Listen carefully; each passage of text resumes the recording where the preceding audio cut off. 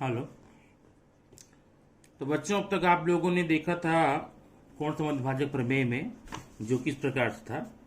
अगर ये त्रिभुज दिया गया है, ये त्रिभुज ए बी सी, और ये कोण समद्विभाजक है ए डी, ठीक।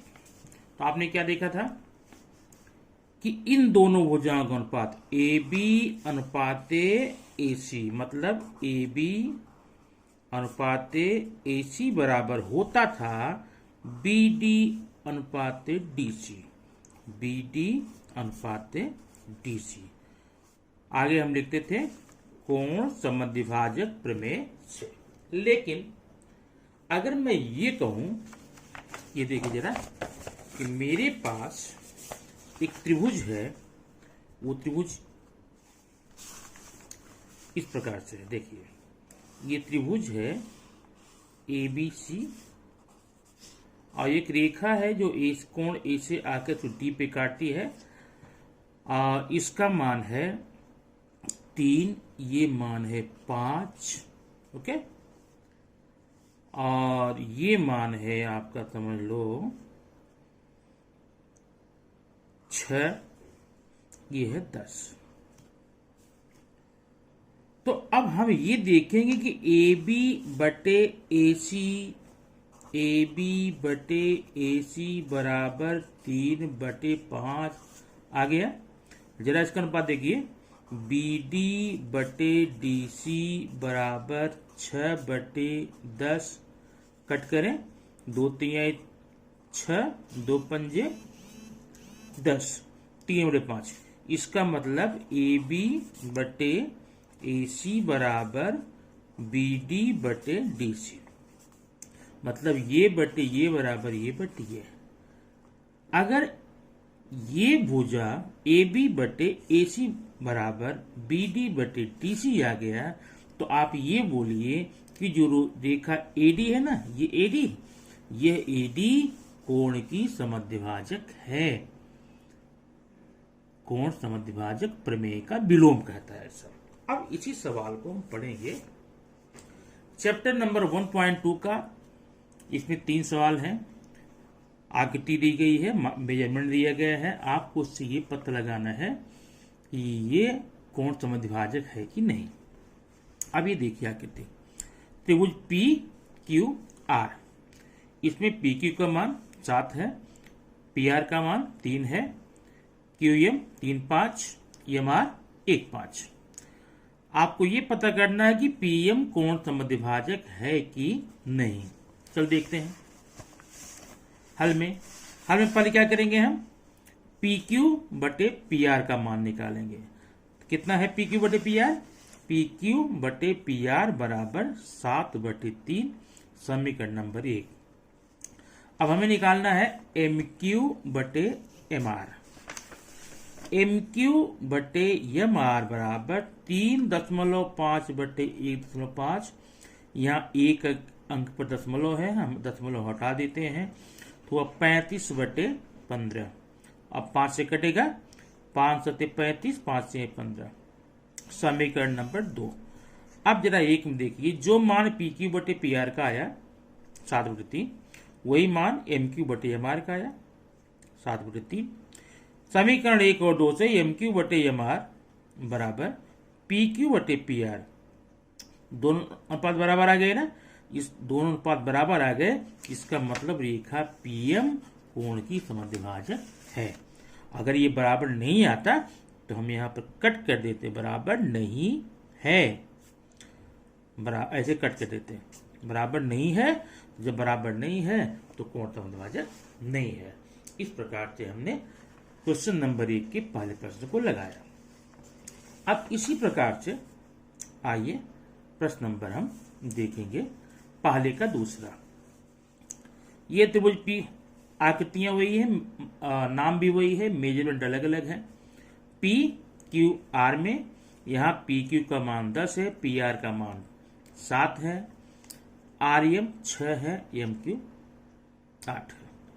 अब पहले सवाल की तरह आप इसे खुद लगाइए, पी क्यू बटे पी आर बराबर 10/7, फिर क्यू एम बटे एम आर 8/6।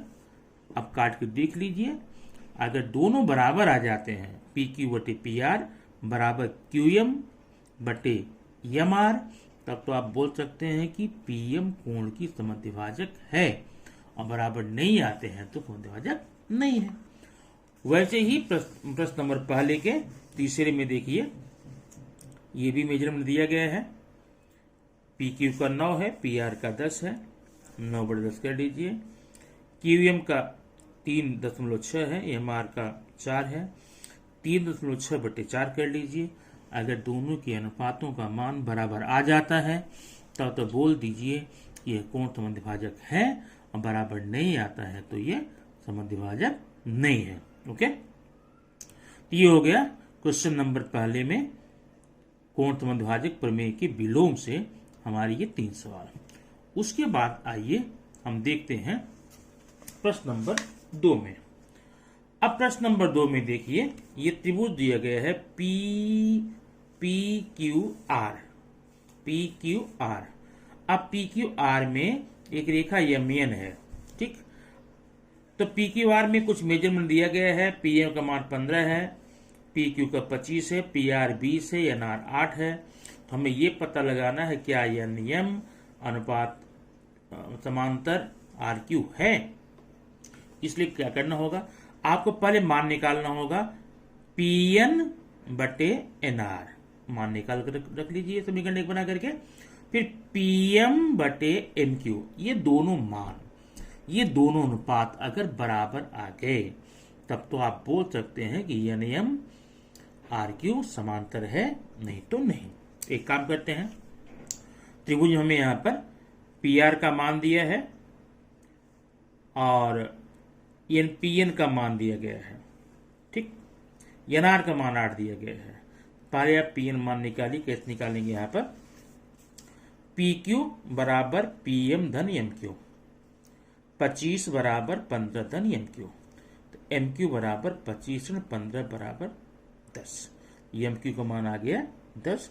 वैसे इधर पी आर बराबर पी एन धन एन आर है, पी आर का मान 20 है, 20 बराबर पी एन धन 8 है, तो पी एन बराबर 20 ऋण 8 है, 12 आ गया। अब हमको चारों खंड मिल गए, पी एन का भी मान, एन आर का मान, पी एम का, एम क्यू का। अब ये मान हम यहाँ पर रख कर देखेंगे। सबसे पहले हम मान रखेंगे, निकालेंगे हम यहाँ पे पी एन बटे एन आर, पी एन, ये पी एन बटे एन आर। देखिए यहाँ पर पी एन बटे एन आर बराबर 12/8, इसे हम काट कर छोटा कर लेते हैं। पी एन बटे एन आर बराबर 4 × 12, 4 दूनी 8। अब पी एन बटे एन आर बराबर 3/2, समीकरण नंबर 1 किया। उसी प्रकार से पी एम और एम क्यू का निकालेंगे। पी एम बटे एम क्यू बराबर मान रखिए 25/10, कट कीजिए, 5 × 15, 5 दूनी 10, 3/2। अब समीकरण 1 में जो मान पी एन बटे एन आर का आया है, पी एन बटे एन आर का आया है, वही मान यहाँ पर पी एम बटे एम क्यू का आया है। समीकरण 1 और 2 से हम क्या बोलेंगे, समीकरण 1 और 2 से पी एन बटे एन आर बराबर पी एम बटे एम क्यू। तो जब ये दोनों अनुपात बराबर हो गए तो एन एम समांतर आर क्यू है, समानुपात के मूलभूत प्रमेय के विलोम से। विलोम से क्या देखा था आपने, प्रमेय में पढ़ा था, अगर ये रेखा इसके समांतर है तो ये अनुपात ये बराबर ये अनुपात ये होता था, और अगर अनुपात बराबर हो गया तो रेखाएं भी समांतर हो जाएंगी। ठीक है, तो ये आपने ये सवाल यहाँ पर इतना देखा है। अब उसके बाद आइए हम आपको बताते हैं अगले सवाल में प्रश्न नंबर 3। प्रश्न नंबर 3 बड़े आसान सवाल है। आप देखिए, कोण समद्विभाजक नियम का प्रयोग कीजिए। अब यहाँ पर त्रिभुज दिया गया है, क्या दिया गया त्रिभुज P N R. P N R में एन क्यू समद्विभाजक है। जब एन क्यू समद्विभाजक है हम लोग क्या करेंगे, ये एन आर बटे एन पी, ये देखो, या एन पी बटे एन आर, ये देखो यहां लिखा गया है पी एन बटे एन आर हो गया, बराबर क्या बराबर करेंगे, पी क्यू बटे क्यू आर। ये पी क्यू बटे क्यू आर, पी क्यू बटे क्यू आर मान रखेंगे। अब तक मान रखिए 7/5 यहाँ मान रखा गया, पी क्यू का मान पता नहीं है और इसका मान 2.5 है। त्रिया गुणा करके आप यहाँ पर मान इसको निकाल सकते हैं। ओके, बहुत ही आसान सवाल, बहुत अच्छा सवाल है और हमें पूरी उम्मीद है आपको समझ में आया होगा और आप इसे अच्छे से हल कर सकते हैं। उसके बाद आ जाइए प्रश्न नंबर 4 में। प्रश्न नंबर 4 में देखिए, प्रश्न थोड़ा सा आपको देखते हुए बड़ा भले लगे लेकिन बहुत ही छोटा, बहुत ही आसान। ये हमें लगता है कि इसे 1.2 में सब छोटा सवाल ही है। त्रिभुज दिया गया एबीसी, एबीसी में एक रेखा पी क्यू है, ए पी क्यू का मान 60 है, ए बी सी कोण का मान 60 है। तो हमें सिद्ध करना है ए पी बटे पी बी बराबर ए क्यू बटे क्यू सी। अच्छा ठीक है, अब देखिए जरा, दत्त आपने लिख लिया, साथ लिख लिया, उपपत्ति में देखिए क्या लिखेंगे। बहुत छोटा सवाल है। कोण ए पी क्यू बराबर कोण ए बी सी प्रत्येक 60, इतना लिख लेंगे ना। क्यों? किंतु ये संगत कोण है। कोण कैसे हैं? ये संगत है। तो जब ये दोनों कोण संगत हैं तो आप क्या लिखेंगे? तो लिखेंगे पी क्यू समांतर बी सी। जब ये दोनों कोण संगत हैं, पी क्यू समांतर बी सी, संगत कोण का कसौटी लिख लेंगे ना। तो जब ये रेखा समांतर हो गई तब तो केवल आपको एक लाइन लिखनी है। ये त्रिभुज ए बी सी में पी क्यू समांतर बी सी हुई ना, समांतर हुई, तब क्या लिखेंगे? ए पी बटे पी बी बराबर ए क्यू बटे क्यू सी, यहां लिखकर समानुपात के मूलभूत प्रमेय से। ओके, समझ आया ना। अब आगे हम देखेंगे, आपको 5वां सवाल बताने जा रहे हैं। बहुत सिंपल है, ये बहुत आसान है। या देखिए, इसमें सवाल हमारे दिया गया है ए बी समांतर पी क्यू समांतर डी सी, दिया है ना, लिख लेंगे। दिया गया है ए बी समांतर पी क्यू समांतर डी सी। तो 3 रेखाएं हैं, तीनों समांतर हैं। 3 समांतर रेखाओं का प्रमेय हमने पढ़ा था पहले वाले वीडियो में। क्या पढ़ा था? अगर ये 3 रेखाएं समांतर हैं तो हम लिखेंगे ए पी बटे पी डी बराबर बी क्यू बटे क्यू सी। इतना लिख करके जो मान दिए गए हैं हमारे प्रश्न में उसका मान रख करके तिरिया गुणा करो, निकालो आराम से। ठीक, ये तो सवाल था इतना, बहुत ही सिंपल सा चैप्टर था। अब क्या ध्यान ये दीजिए, सवाल लगाइए। अगर नहीं कोई प्रॉब्लम होती है, कहीं कोई समस्या होती है तो आप इसको कमेंट में लिख सकते हैं या पर्सनली पूछ सकते हैं। कभी भी कमेंट में आप लिखिए कौन सी प्रश्न में कहाँ प्रॉब्लम हो रही है, उसको हम एक फिर नए वीडियो में वो पूरे प्रश्न को हल करके दिखाएंगे। ओके, अब मैंने आपको 5वें प्रश्न बता दिया। क्वेश्चन नंबर 6 आप देखिए। Question number 6 exactly, question number 6, 8 और 9, ये 3 प्रश्न ऐसे हैं जो एग्जैक्टली तीसरे की तरह है। मतलब कोण समद्विभाजक प्रमेय लगाएंगे, तो बस तिरिया गुणा करना है। 4 खंड है, 4 में 3 का मान दिया गया, 1 का मान आपको निकाल सकते हैं।